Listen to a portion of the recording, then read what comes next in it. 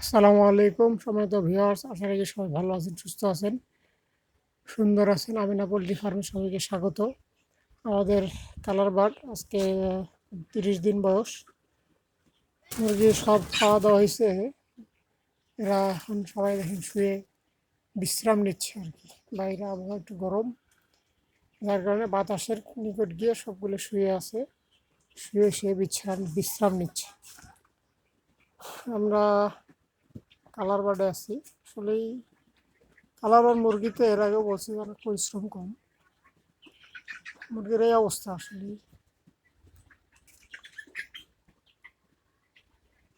সবাই বিশ্রাম নিচ্ছে শুয়ে শুয়ে।